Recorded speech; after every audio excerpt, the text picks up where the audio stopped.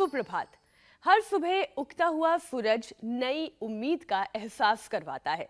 नई एनर्जी के साथ हर दिन कुछ नया करने की उम्मीद और हम सब में ताजगी के साथ ही कुछ अच्छा और कुछ क्रिएटिव करने के हौसले से हमें भर देता है। हाँ, लेकिन मीनाक्षी, सबके साथ ऐसा नहीं होता। बहुत से लोग ऐसे भी हैं जो भागदौड़ भरी जिंदगी में ओवर स्ट्रेस्ड रहते हैं। उनके लिए दिन तो निकलता है, लेकिन ना एनर्जी लाता है, ना ताजगी का एहसास कराता है, ना कुछ नया करने को जोश जगाता है। लेकिन मजबूरी ऐसी कि वो ना रुक सकते हैं, ना आराम कर सकते हैं। देखिए, निराश होने की कतई जरूरत नहीं। उम्मीद पर ये दुनिया कायम है और ऐसे लोगों के दर्द का फिलहाल चीन की एक कंपनी ने समझा है और अनहैप्पी लीव देने की शुरुआत की है। मतलब आप अगर नाखुश हैं तो ऑफिस से ब्रेक लेकर अपना मूड अच्छा कर सकते हैं। वैसे ये बात तो बहुत अच्छी है और मुझे लगता है कि कई लोग सोच भी होंगे कि हमें कब ऐसा मिलेगा। लेकिन ऐसा कुछ आपने देश में होने नहीं चाहिए, क्योंकि गैलप की स्टडी कहती है कि भारत खुश रहने के मामले में काफी पीछे है और खासकर 30 साल से कम उम्र के नौजवान सबसे ज्यादा दुखी रहते हैं। आप बात तो ठीक कह रहे हैं अमित, और इसकी सबसे बड़ी वजह भी है छोटी सी उम्र में ही सब कुछ पा लेने की ख्वाहिश जो नौजवानों को तनाव से भर रही है और फिर असर उनकी सेहत पर पड़ रहा है। शरीर के तमाम बायोमार्कर इम्बैलेंस होने लगते हैं। भविष्य और करियर के चक्कर में पता ही नहीं चलता कि कब लाइफस्टाइल से जुड़ी बीमारियों की गिरफ्त में व्यक्ति घिर जाता है। बिल्कुल, ऐसे में जरूरी ये है कि खराब आदतों को छोड़िए और ये गांठ बांध लीजिए कि आप जो भी करेंगे उसका आपके फिजिकल और मेंटल हेल्थ पर सीधा रिश्ता होता है, क्योंकि स्ट्रेस सबसे पहले शरीर के हार्मोनल सिस्टम को डिस्टर्ब कर देता, बिगाड़ देता है। कहने का मतलब ये है कि अपने अप्रोच को इजी रखिए, सोच बदलिए और योग गुरु स्वामी रामदेव के साथ रोजाना योग करिए। इससे आपका हर दिन एनर्जी और उम्मीदों से भरा तो होगा ही, अनहैप्पी लीव लेने की जरूरत भी नहीं पड़ेगी। स्वामी जी ने तो 4 साल का इतना लंबा वक्त हो गया है। स्वामी जी, आपके साथ बहुत बहुत प्रणाम करती हूँ, आपको स्वागत करती हूँ। प्रणाम स्वामी जी। लीव ही आपने नहीं ली, हैप्पी अनहैप्पी तो बहुत दूर की बात है। मीनाक्षी जी, एक तो आज अष्टमी है। अब वैसे हम अष्टमी को कन्या पूजन करते थे, मुझे आज दिल्ली में रहना पड़ रहा है तो कल करेंगे।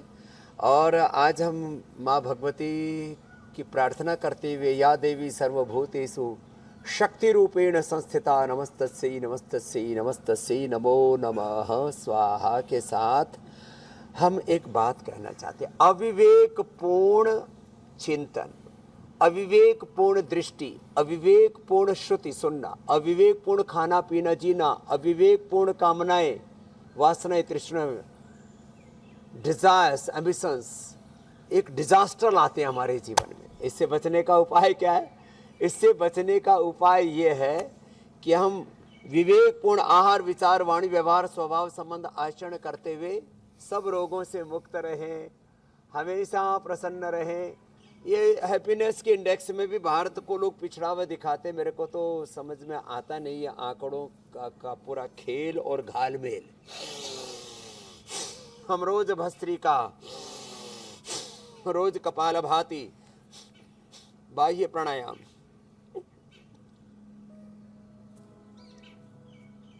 अनुलोम विलोम, भ्रामरी उद्गीत, ये तो लास्ट में करवाएंगे ही करवाएंगे।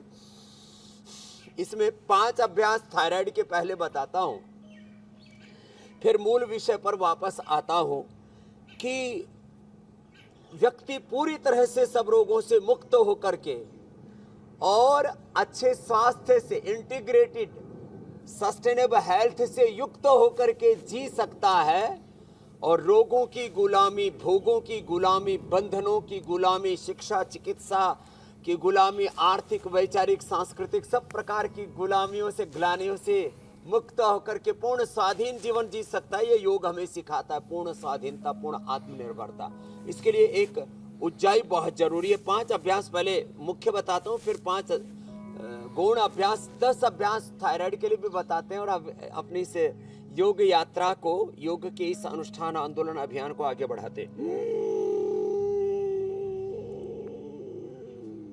देखो, ये ऊंचाई होल्ड करना अंदर ब्रेथ को और 10-20 सेकंड होल्ड करके दाएं को बंद करके बाएं से छोड़ना। वायु मुद्रा में हाथ ऐसे, ये तो ऊंचाई 5 से 10 बार, मैं तो कहता हूँ 5 मिनट तक भी कर सकते हैं। मैंने 100, 150, 200 mg तक जो थायराइड की गोलियां लेते थे उनकी गोलियां छुड़वाई। मॉडर्न मेडिकल साइंस ने सिम्टोमेटिक इलाज उपलब्ध कराया, हम सिस्टमिक इलाज उपलब्ध कराते हैं। ये धनिया की चटनी, धनिया का काढ़ा, ये जो हमारी परंपरागत औषधियाँ थी, काचनार, गुग्गुल, वृद्धिवादिक आदि के साथ थायरोग्रिट आदि, ये क्या करते हैं, हम थायराइड को अच्छा करते हैं। ऊंचाई करा के ब्रेथ को होल्ड करके 10-20 सेकंड होल्ड करके बाएं से छोड़ के सिंहासन से, ये बड़ा जबरदस्त है। 5 या 10 बार इसको करा देते हैं। फिर बहुत ही जबरदस्त है, देखो ये सर्वांगासन कितना जबरदस्त है, और सब कर सकते हैं इसको, ऐसे और ऐसे, ये तो सभी कर सकते हैं। अब जिनको ऐसे करना हो ना, निरालंब सर्वांगासन, ऐसे हाथ नीचे ही है, अंगुलियां ऐसे, और कंधों पर, सिर पर पूरा भार, घुटने पंजे सीधे, अंगूठे से अंगूठा एड़ी से एड़ी मिली हुई, और श्वास सहज गति से चलते हैं। आंखें बंद रखते हैं अथवा खोल करके पैर के अंगूठों को देखते हैं। फिर ये हलासन बड़ा ही जबरदस्त है।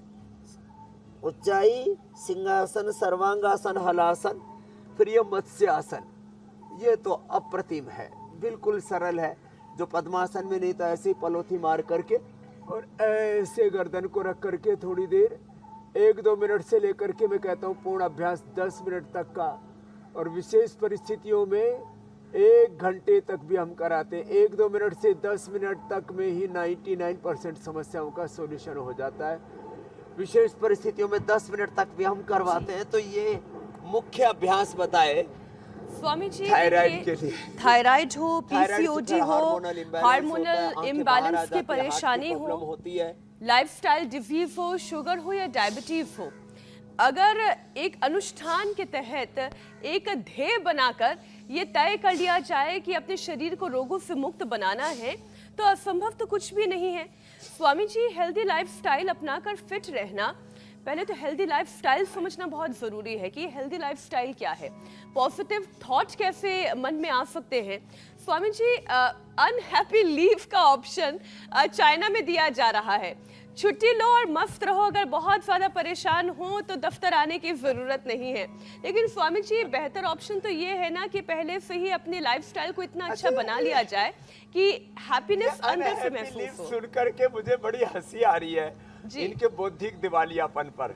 मीनाक्षी जी, 50 सालों से मैंने छुट्टी कर रखी है, और 4 साल से तो इंडिया टीवी पर पूरा हिंदुस्तान मुझे देख रहा है। छुट्टी, रोज योग, रोज कर्म योग। ये दो अभ्यास तो हमने सभी को सिखा दिए, ये तो सभी करने लग गए। अब तो सूर्य नमस्कार भी सब करने लग गए। रोज योगिक जोगिंग, रोज सूर्य नमस्कार, रोज दंड बैठक, रोज पावर योगा, और योगिक व्यायाम, आसन, प्राणायाम, ध्यान करके मैं कहता हूँ आराम हराम है।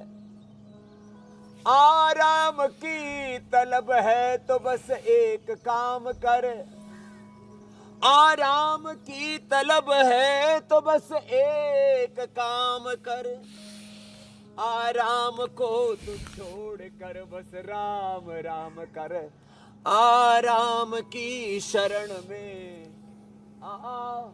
राम की शरण में तू राम राम कर।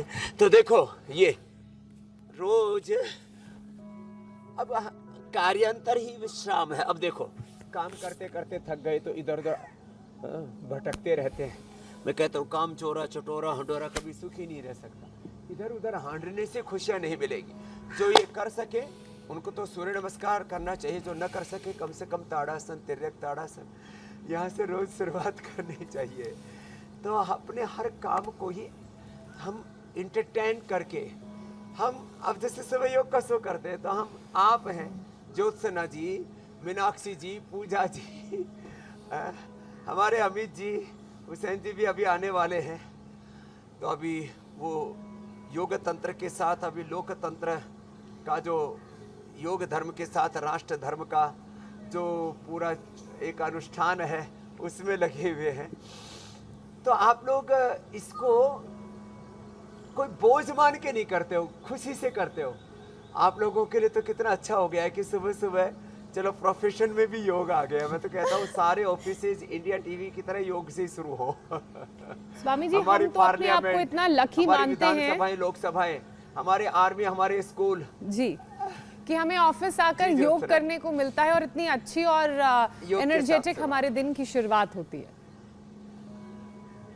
एक और विषय स्वामी जी, ताड़ासन और तिर्यक ताड़ासन के साथ साथ ही शामिल कर लेती हूँ। आजकल लोग ओवर स्ट्रेस रहते हैं और इसका असर हमारे देश के युवाओं पर साफ दिखाई दे रहा है। गैलप की स्टडी के मुताबिक भारत खुशहाल देशों में तो पीछे है ही, 30 साल से कम उम्र के युवा सबसे ज्यादा दुखी हैं और वजह यह है कि वो सोशल मीडिया, सोशल पोलराइजेशन, पैसों की तंगी और फिर इसी स्ट्रेस में वो बने रहते हैं। फिर धीरे धीरे ये स्ट्रेस इतना बढ़ जाता है कि ये शरीर के हार्मोन्स पर दिखने लगता है और इसलिए हार्मोनल इम्बैलेंस होने लगता है। स्वामी जी, हार्मोन्स को बैलेंस कैसे किया जा सकता है?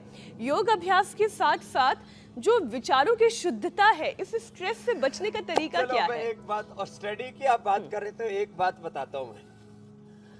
भूटान में तो भारत से बहुत ज्यादा गरीबी है। मैंने तो अफ्रीका के भी कुछ देश देखे हैं, वहां पर भी बहुत ज्यादा गरीबी है, बड़े खुश रहते हैं। भूटान के लोग बहुत खुश देखे मैंने। नेपाल के भी कुछ इलाकों को छोड़ दीजिए, कुछ इलाकों में बहुत खुश नसीब मैंने लोग देखे, बहुत खुश है। गांव के भी बहुत से लोग बहुत खुश देखे मैंने, जहाँ बहुत ज़्यादा अमीरी नहीं है वहाँ पर भी। तो ये हार्मोनल इम्बैलेंस के लिए एक तो ये शीर्षासन करें। जो शीर्षासन कर सके तो इससे बेहतर कुछ भी नहीं है। बच्चों को बचपन से ही शीर्षासन करने की आदत डलवाइए। योग की आदत पड़ जाएगी तो बाकी बुरी आदतें, योग का स्वभाव बन जाएगा तो जो बुरा स्वभाव उससे मुक्ति हो जाएगी। एक तो देखो ये शीर्षासन, ये तो बहुत ही जबरदस्त है।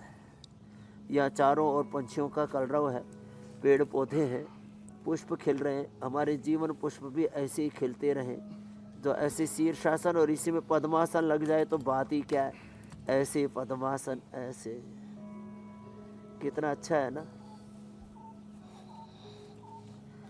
और ये हार्मोनल इम्बैलेंस के लिए बहुत ही ज़रूरी। सर्वांगासन में पहले ही बता चुका, जो इतना भी ना कर सके तो फॉरवर्ड और बैकवर्ड बेंडिंग। फॉरवर्ड बेंडिंग में शशकासन और बैकवर्ड बेंडिंग में ये देखो सुप्त वज्रासन, सुप्त पद्मासन कितने अच्छे हैं। तो ये जो आकांक्षाओं का, अविवेकपूर्ण इच्छाओं का, डिजायर्स, लस्ट, एम्बिशंस, ऐसी अविवेकपूर्ण कामनाएं, अरे भाई जो भी ईश्वर प्रदत्त हमारे भीतर शक्ति, सामर्थ्य, विद्या, विभूति, ऐश्वर्य, उसको जगाओ, अपने आप को सही दिशा में लगाओ, अपने सामर्थ्य को, और खुश रहो ना भाई। परमात्मा ने हमको इंसान बना दिया, इंसान बना करके भारत भूमि पर जन्म दे दिया। मैं भी एक अनपढ़ माँ बाप के छोटे से गांव में पैदा हुआ, प्रारंभिक शिक्षा गवर्नमेंट स्कूल में, बाद में गुरुकुल में पढ़ा और सारी कुंठाओं का हमने परास्त किया है। सारी कुंठाओं को परास्त किया। लोग कहते थे गुरुकुल में पढ़ा हुआ, संस्कृत पढ़ा हुआ, हिंदी बोलने वाला कुछ नहीं कर सकता। हमको गांव का गंवार बोलते थे, बोले ये तो जो है बिल्कुल एकदम गंवार आदमी है। और बाईं तरफ पैरालिसिस, पैर दोनों मिलते थे, पेट मोटा सा। अरे भाई आप इन चीज़ों से बाहर निकलो। भगवान ने आपको इंसान बना दिया, आप अपने आप को जानो, अपने आप को जगाओ, अपने सामर्थ्य को सही दिशा में लगाओ। क्यों कुंठाओं के अंदर दबे पड़े हो? देखो मैं तो रोज उत्साह जगाता हूँ, शौर्य जगाता हूँ।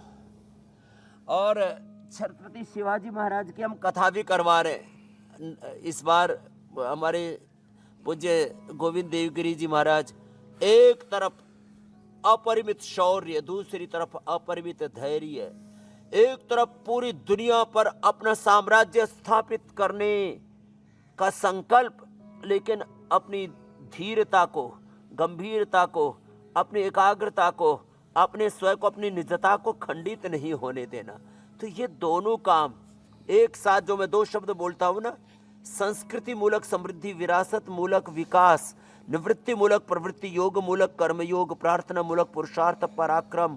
और यही जीवन के मूल सिद्धांत है कि आप अपनी निजता से जुड़े रहें, अपना आपा ना खोएं, फिर पूरी दुनिया पर अपना साम्राज्य आप कायम कर सकेंगे।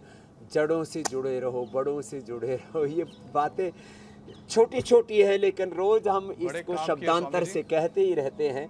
तो मुझे लगता है आज की बातें सुन करके किसी को स्ट्रेस नहीं होगा अब। बिल्कुल स्वामी जी। वैसे स्वामी जी आप ये रोजाना जो कामनाएं, बातें वासनाएं, बताते हैं, तृष्णाएं अगर उनको हम अपने जीवन भ्रमाएंगी में नहीं। शुरू करें, उसको मानना, तो मुझे लगता है कि जो अनहैप्पीनेस का जिक्र कर रहे थे या खुश ना रहने का जिक्र कर रहे थे, अनहैप्पीनेस वो खत्म हो जाएगी और सिर्फ हैप्पीनेस ही हैप्पीनेस रहेगी। वैसे स्वामी जी थायराइड की वजह से भी लोग परेशान हैं। अब उनकी जो एक ऐसे परेशानी है, उनकी जो अनहैप्पीनेस है उसे दूर कर देते हैं। करीब 60% लोगों को फर्स्ट स्टेज में लक्षण और बीमारी की गंभीरता की समझ ही नहीं होती है स्वामी जी।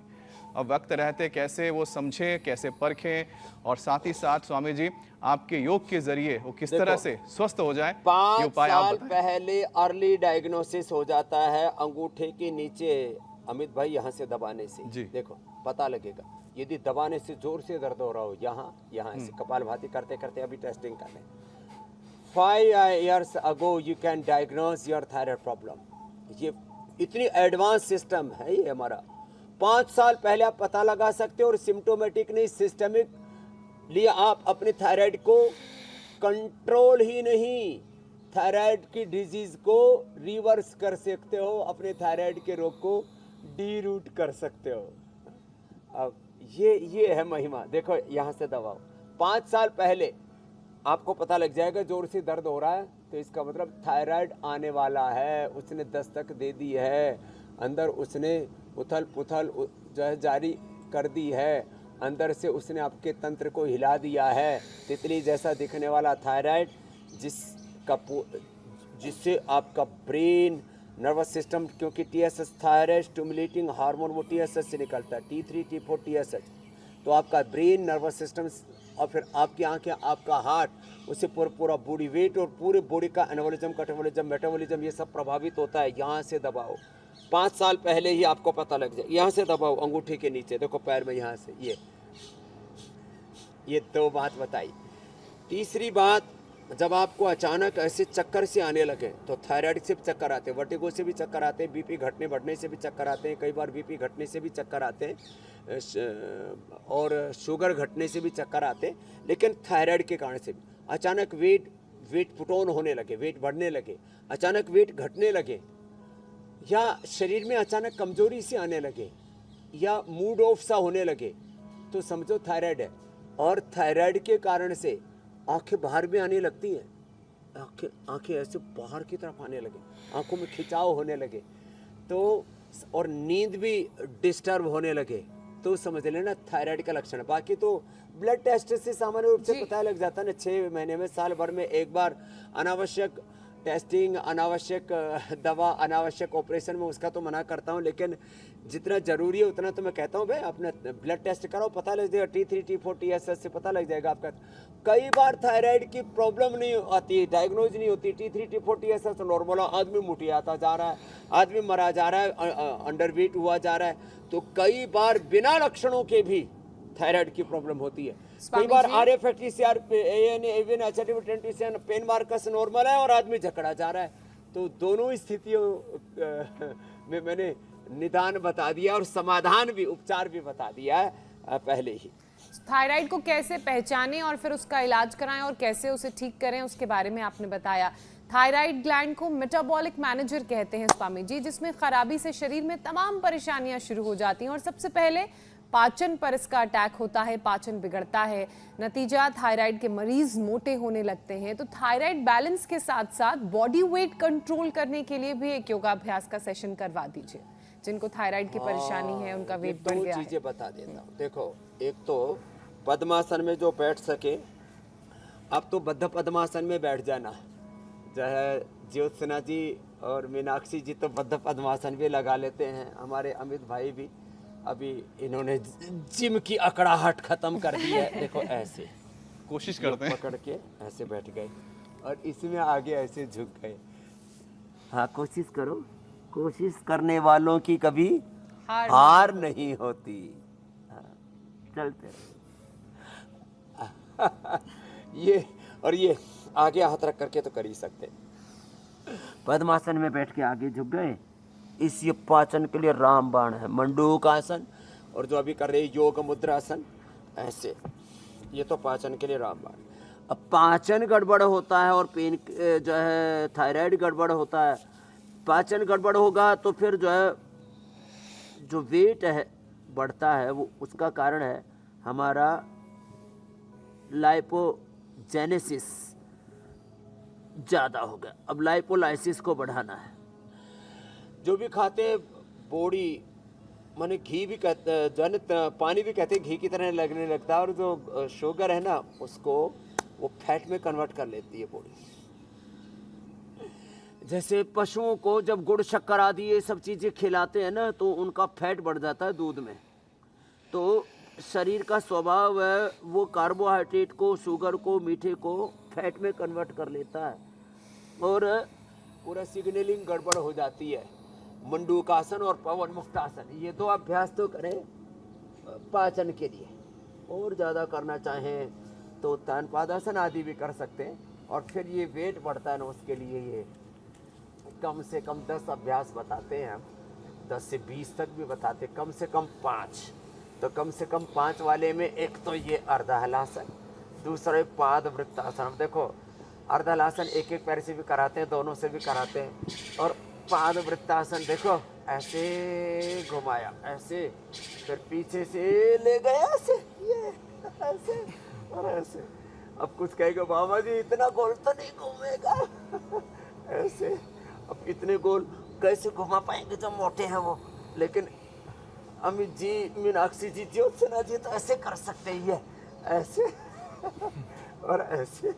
अर्धहलासन, पाद वृत्तासन, द्विचक्रिकासन, बड़ा जबरदस्त। मेदोहर बटी दे देते हैं, वेट को दे देते हैं, अश्वगंधा के पत्ते खिला देते हैं, अनाज नमक मीठा बंद कर देते हैं, मिलेट्स का, सलाद का, फलों का इस्तेमाल ज़्यादा कराते हैं।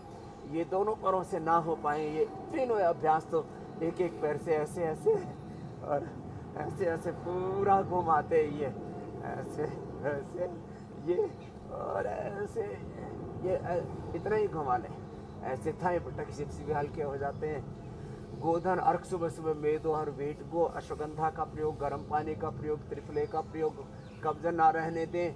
और थोड़ा देखो खाने पीने के तो जो डूज एंड डोंट्स हैं, पथ्य है, उसका तो ख्याल रखना ही पड़ेगा। ये 3 अभ्यास तो देखो लेट करके और 2 अभ्यास ही बैठ करके, ये तो हमने इतने करवाए। अब तो हर एक को योग का ओबीसीटी का प्रोटोकॉल पता लग गया। ये 2 और फिर ये ऐसे स्थित कोणासन, चक्की आसन, लंबे लंबे श्वासों के साथ करते करते लोगों को पसीना आने लगता है ये ऐसे ऐसे पूरा सांस लेते हैं, पूरा छोड़ते हैं। ये फिर अब एक्स्ट्रा में देखो ये भुजंगासन ऐसे भी और ऐसे भी ये, और फिर एक ये सर्वासन ऐसे भी। ये नाभि के नीचे जो वेट बढ़ जाता है, पेट लटक जाता है, फिर खड़े होकर के ये स्वामी जी अभी तो उल्टी लेटी थी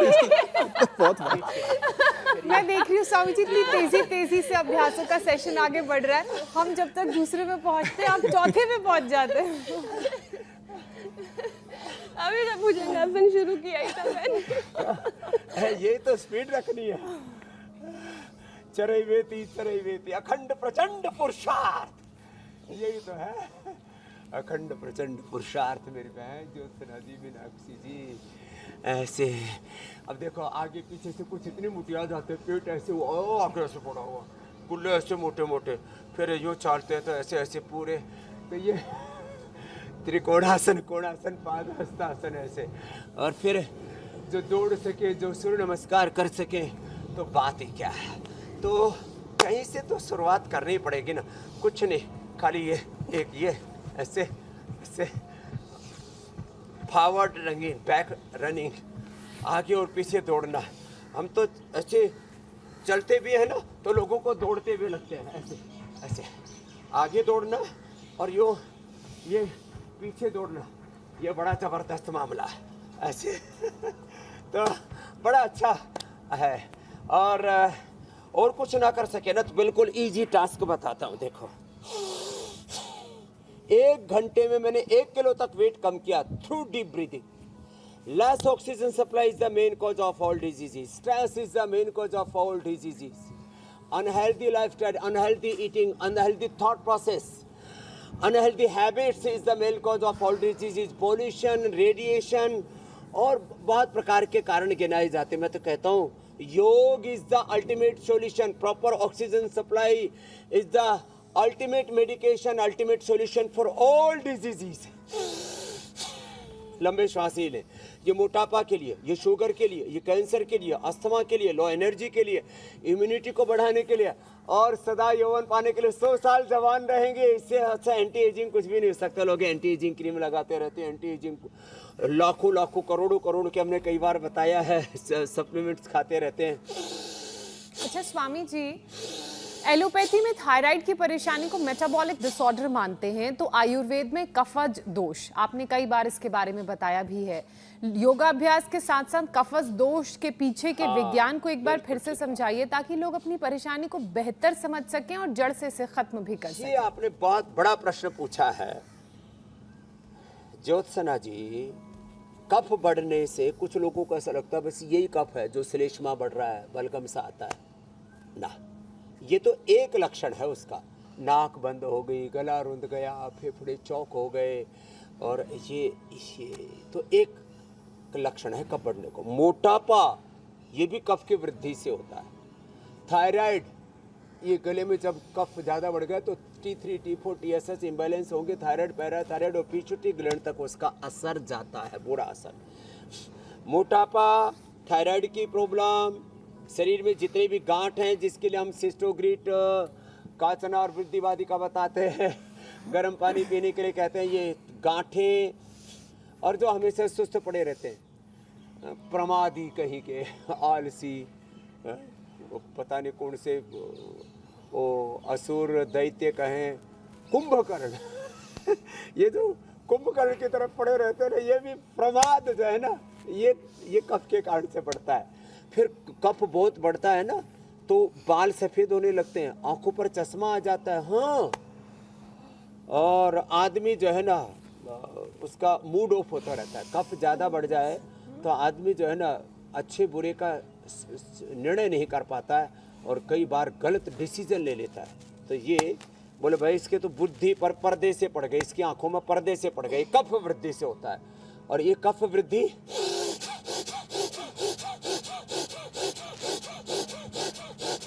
मात्र भस्त्रिका से, मध्यम वेग से भस्त्रिका कपालभाति,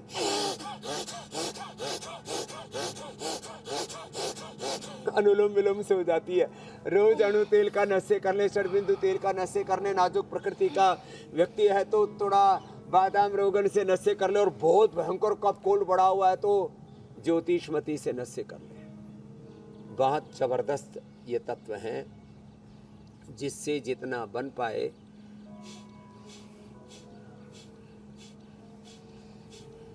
अपने ये अभ्यास कर लें, और थोड़े दिनों के लिए घी, ठंडाई, चिकनाई, ठंडाई, इससे थोड़ा परहेज करें। ये कब बढ़ाते हैं, बहुत ज़्यादा ठंडी, बहुत ज़्यादा चिकनी चीज़ें, सब चीज़ें बैलेंस में तो ठीक है।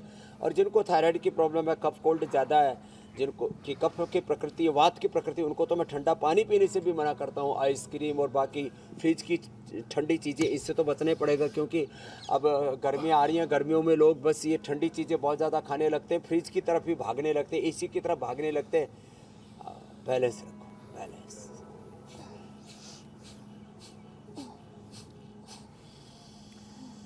स्वामी जी, एक और विषय शामिल कर लेते हैं। कार्यक्रम की शुरुआत में हमने इसका जिक्र भी किया था। थायराइड इम्बैलेंस होने का असर शरीर के नर्व्स पर भी पड़ता है, स्वभाव में भी बदलाव नजर आता है। तो नर्व्स, मसल्स मजबूत रहें, स्वभाव में जो बदलाव है वो बहुत ज़्यादा ना हो, बहुत नेगेटिव बदलाव ना देखने को मिले, इसके लिए क्या उपाय करें? क्योंकि थायराइड के पेशेंट ज़्यादातर मसल्स पेन की शिकायत करते हैं। एकदम ठीक कहा आपने। मसल पेन के लिए अश्वगंधा, शतावर, सफ़ेद मोसरी, 3 चूर्ण तो सबके पास में होनी चाहिए। अश्वगंधा, शतावर, सफ़ेद मूसली। फिर कोच के बीज और बला के बीज हो जाए तो सारी बलाई टल जाए। अश्वगंधा, शतावर, सफ़ेद मूसली, कोच बीज और बला बीज। ये बला बल देती है, वो बोले तो बला है, ये तो वैसे ही लोगों ने शब्द घड़ दिया, बला है अबला है। खैर, ये गोमुखासन बड़ा ज़बरदस्त है। ये हार्ट के ऊपर जो उसका ब्रेन नर्वस सिस्टम पर बुरा असर आता है उससे भी बचाता है। ये जिनको बहुत गैस रहती है उनके लिए भी बहुत अच्छा है। ये स्ट्रक्चरल बैलेंस के लिए भी बहुत अच्छा है, इसको किया करें। अब ब्रेन नर्वस सिस्टम के लिए 1 चम्मच घी खाया करें खाली पेट। हम जो खाने के साथ, पराठे के साथ, रोटी के साथ, दाल सब्जी में घी खाते हैं, उसमें पकवान बना के खाते हैं, उससे तो उसकी गुणवत्ता भी कम हो जाती है और वो घी डाइजेस्ट नहीं होता। फिर मैंने कहा ना, वो लाइपोजेनेसिस होकर के फैट में कन्वर्ट होकर के पूरे शरीर का भार बढ़ाने लगता है। लाइपोलाइसिस कब होगा? सुबह खाली पेट खाया करें। ओमेगा, मेधा, मेमोरी, न्यूरोग्रिट, इम्यूनोग्रिट, ये हम खाली पेट दे देते हैं। मेधा मेमोरी खाने के बाद दे देते हैं। ओहो हो, ब्रेन नर्वस सिस्टम के सारे डिसऑर्डर्स खत्म। उससे आपने ठीक कहा, जब थायराइड की प्रॉब्लम ज़्यादा बढ़ जाते हैं तो पार्किंसंस, बाद में फिर अल्जाइमर, डिमेंशिया तक हो जाता है और हमारे अंदर से नस नाड़ियाँ कमज़ोर पड़ने लगती है। उसके लिए इम्यूनोग्रिट पाउडर, इम्यूनोग्रिट वटी, ये बड़ा ज़बरदस्त हमने एक पूरा आयुर्वेद की व्यवस्था को पुनर्जीवित किया है। और अश्वगंधा, शतावर, सफ़ेद मूसली, बला बीज, कोच के बीज जो मैंने बताए तो घरों में रखने चाहिए। हर घर में पहले ये चीज़ें हुआ करती थी। अरबहेड़ा, आंवला हर घर में होता था, त्रिफला हर घर में होता था, त्रिकुटा हर घर में। ताकत के लिए, पावर के नाम पर अब जो है तमाम तरह के झूठे विज्ञापन चल रहे हैं। ताकत के नाम पर लोग आड़ कबाड़ खा रहे हैं। ताकत के नाम पर लोग जीव जंतु, कीड़े मकोड़े, गधे घोड़े, कितने सब उल्टा पुल्टा कर रहे हैं। तो ताकत प्रकृति में है, ताकत जड़ी बूटियों में है, ताकत आपके भीतर है। आप अपने आप को जानो, अपने आप को जगाओ और अपने सामर्थ्य को बढ़ाओ, सही दिशा में लगाओ। योग से आपका शरीर बल, इंद्रिय बल, मनोबल, आत्मबल इतना प्रबल हो जाता है। अंदर सब कुछ है लेकिन बीज रूप में है। समस्या ये है ज्योत्सना जी, मीनाक्षी जी, अमित भाई, कि सामर्थ्य होता है जैसे बीज में वृक्ष होता है जी। भाई, बीज को धरती में डालो, उसको अंकुरित होने दो, पुष्पित पल्लवित होने दो, फिर एक बीज से अनेक अनंत सहस्त्र बीज उससे उत्पन्न होते हैं। ऐसे ही ये बीज मंत्र है जीवन का मेरे भाई स्वामी जी, वो मीनाक्षी ज्योत्सना जी, हनुमान जी को भी उनकी ताकत को याद दिलाना पड़ा था ना। वैसे हम तो इंसान हैं, हमें भी अपनी ताकत का एहसास बार बार कराना पड़ता है। और स्वामी जी, इसलिए हर रोज़ हम ये कार्यक्रम लेकर आते हैं कि हमारे अंदर भी जो ताकत है, हमारे अंदर का जो हनुमान है, वो भी जागृत हो। स्वामी जी, थायराइड की हम बात कर रहे हैं। थायराइड इम्बैलेंस से घुन की तरह होता है, जो एक बार अगर लग जाए और कंट्रोल ना हो तो शरीर को अंदर से खोखला कर देता है। क्योंकि अक्सर ये देखने को मिलता है जिन्हें थायराइड की परेशानी है उन्हें सांस की परेशानी शुरू हो जाती है। तो लंग्स को हेल्दी बनाए रखने के लिए क्या उपाय करें?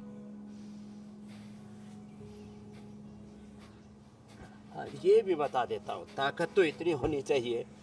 मैं तो दोनों हाथों पर कर रहा था, एक एक हाथ पर वज्रासन बच्चे करते आप देखते हैं। अपने फेफड़ों को अच्छा रखना है, फेफड़ों और हार्ट के लिए, दोनों के लिए। तो गोमुखासन अभी बताया था वो करना, और भुजंगासन अवश्य करना। भस्त्रिका प्राणायाम, प्राणायाम तो सबसे बड़ी सौगात है हमारे पूर्वजों की।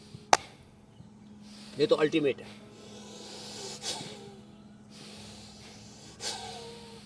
भस्त्रिका, अभी मौसम चेंज हो रहा है ना, मार्च से अप्रैल मई में जैसे जैसे प्रविष्ट होते हैं ना, मार्च में ही के अंत में ही और अप्रैल की शुरुआत में ये बहुत ज़्यादा कफ दोष बढ़ता है।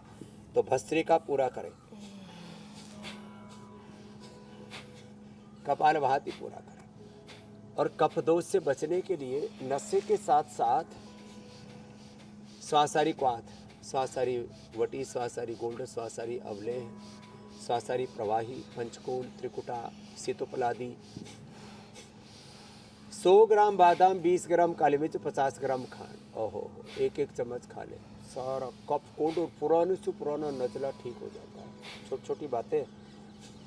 अब आठी क्रिया के लिए मैंने कितनों को बताया, 20-20 साल से परेशान थे। कल एक बहन आई, बोले स्वामी जी इतना भयंकर का आर्टिकल होता तो मुंह फूल जाता, तो ओठ पूरा, चेहरा पूरा, शरीर, आपने बताया प्राणायाम करो, मैं तो अनुलोम विलोम करने लगी, हिल नहीं सकती थी, स्टीरॉयड तक लेने पड़ते थे।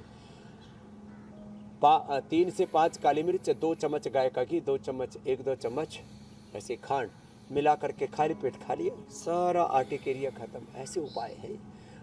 तो कफ कोल्ड के लिए काली मिर्च, मिश्री और बादाम का प्रयोग। स्वामी जी, हल्दी, अदरक, तुलसी और हनी, ये तो घर में होम रेमेडी के तौर पर सदियों से प्रयोग करते आ रहे हैं कफ कोल्ड के लिए। जी स्वामी जी, एक और विषय है। अब ये प्री मैच्योर ग्रेइंग की जो परेशानी है, वो थायराइड के पेशेंट सबसे ज़्यादा जूझते हैं इससे। अब जल्दी बाल सफ़ेद होने लगते हैं, बाल झड़ना शुरू हो जाता है, चेहरे पे झुर्रियाँ, तमाम परेशानी देखने को मिलती है। तो इसके लिए भी प्राणायाम के साथ साथ कुछ और आयुर्वेदिक उपाय आप बताएं। और साथ ही स्वामी जी, कोई ये टाइम भी होता है कि इस उम्र से ही ग्रेइंग होना शुरू होती है, उससे पहले हो रही है तो आपको कोई दिक्कत है? जीवन भर ना हो क्या? इसका भी कोई विकल्प है? मामला ठीक नहीं। अभी मैं थोड़ा टाइमिंग थोड़ा नीचे ले आता हूँ। 40 से नीचे तो होना ही नहीं चाहिए कार्यक्रम। एक तो ये करे जो आप रोज करते हो, फिर केश कांति एडवांस सच में अप्रतिम है। और अभी तो हमने केश कांति का नया कैंपेन ही चलाया, टूटना मना है। और बाल टूटेंगे भी नहीं, झड़ेंगे भी नहीं, झड़े हुए बाल नए आ जाते हैं। कितने गंजे लोगों को देश के ओज के सबसे बड़े कवि हरिओम पवार जी से लेकर के हमारे एक स्वामी पुण्य देव जी बोले, जी मेरे तो जेनेटिकली बाल, कल एक मेरे से बच्चा मिला प्रियंतु, बोला मैंने तो सोच लिया था, मेरी तो शादी से पहले ही उड़ गए थे। एक दो मेरे सामने भी गंजे हैं, ए लगा लेना आज से। हाँ, मेरी सुन करके भी अनुसुना करते हो।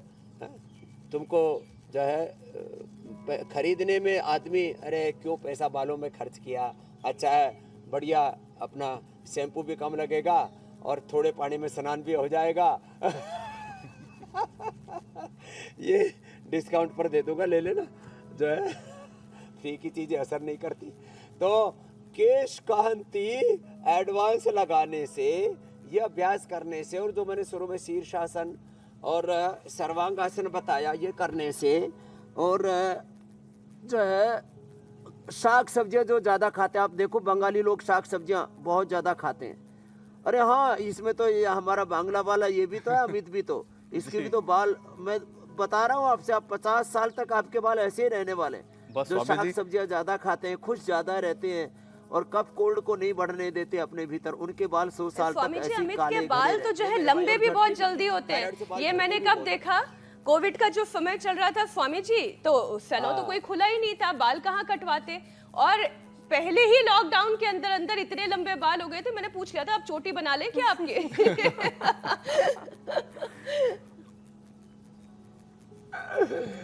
ठीक कह रहे आप।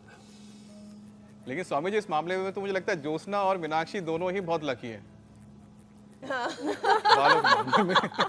मैंने आपकी तारीफ की, इसका मतलब ये नहीं कि आपको हमारी भी तारीफ करनी है। मैं तो तारीफ हमेशा करता हूँ, आप लोगों की दोनों स्वामी जी की। चलिए, स्वामी जी की चोटी खुल रही है, अब देख लीजिए। अब हाँ स्वामी जी, आपके सामने तो सब फेल है। ज्योत्सना जी के, मीनाक्षी जी के, अमित जी के और स्वामी रामदेव के बाल बहुत अच्छे हैं, सभी के अच्छे हैं। हमने भी अपने नहीं, नो डाउट स्वामी जी, आपके बाल भी बहुत सुंदर हैं, काले घने। और क्या लेंथ अब है। मैं अगले विषय की तरफ बढ़ती हूँ स्वामी जी। योगाभ्यास प्राणायाम के बाद दर्शकों को ये बताने की बारी है कि कल के कार्यक्रम में क्या खास रहेगा। बच्चे कैसे करें बीमारी से फाइट, किस उम्र में क्या हो डाइट, मसल्स को कैसे मजबूत बनाएं, कैसा हो विकास, सेहत के साथ कैसे आएंगे संस्कार, 1 महीने में फिट ब्रेन बॉडी, बच्चे बनेंगे जीनियस और हेल्दी। रामनवमी के शुभ अवसर पर योग के साथ सीखिए टच थेरेपी। कल का दिन बेहद खास होने वाला है। कल सुबह 7:56 से पहले ही इंडिया टीवी लगा लीजिए, क्योंकि रामनवमी के मौके पर योगाभ्यास के साथ साथ मीनाक्षी सीधे अयोध्या से रामलला की अद्भुत झलक हमारे तमाम दर्शकों को दिखाने वाली है।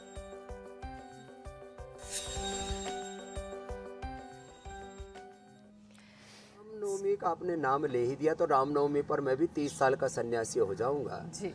और एक भजन के साथ आज की पूर्णाहुति करते हैं।